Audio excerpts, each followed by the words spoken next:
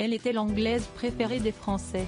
Jane Birkin est décédée le 16 juillet dernier, à son domicile parisien, à l'âge de 76 ans. Quelques jours après sa triste disparition, ses proches se sont réunis pour lui adresser un dernier adieu, lors de ses obsèques, célébrées en l'église Saint-Roch à Paris. Mais certains de ses amis n'arrivent toujours pas à accepter la disparition de la mère de Charlotte Gainsbourg et Lou Doyon. Si est-il le cas du chanteur Étienne Dao, invité de l'émission La Balade sur les ondes de France Inter ce samedi 2 septembre, l'interprète de Comme un boomerang a eu une pensée pour Jane Birkin. Si est-il une artiste à part entière, actrice, réalisatrice, auteur de pièces, auteur de chansons, et quel auteur, franchement, moi elle m'a bluffé par ses textes, a souligné Étienne Dao, qui a collaboré avec Jane Birkin sur son dernier album Oh, pardon tu dormais.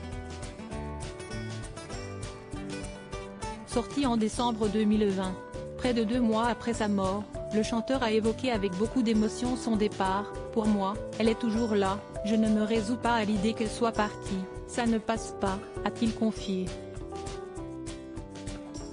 Elle a tellement défié les lois de la médecine, si est-il une leçon, elle ne cesse de jamais plaindre, elle a toujours remporté des victoires, c'était beau à voir. Quelle guerrière!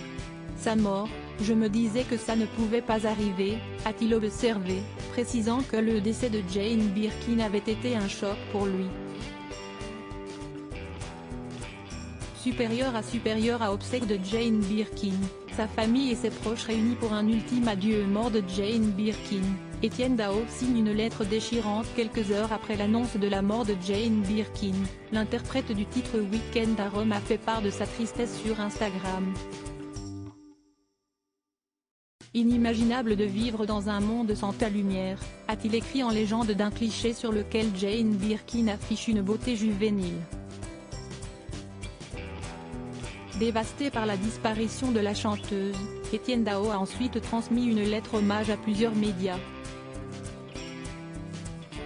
L'artiste de 67 ans a notamment décidé de mettre en avant le talent, l'élégance, beauté libre et l'humour piquant, macabre et britannique de la chanteuse défunte, a rapporté Le Parisien.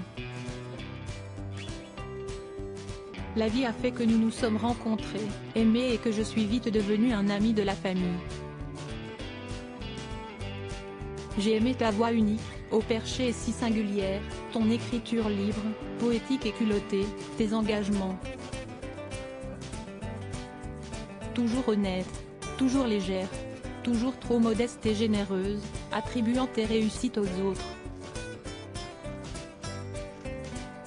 Toujours, a-t-il ajouté, le cœur lourd. Crédit photo, best image.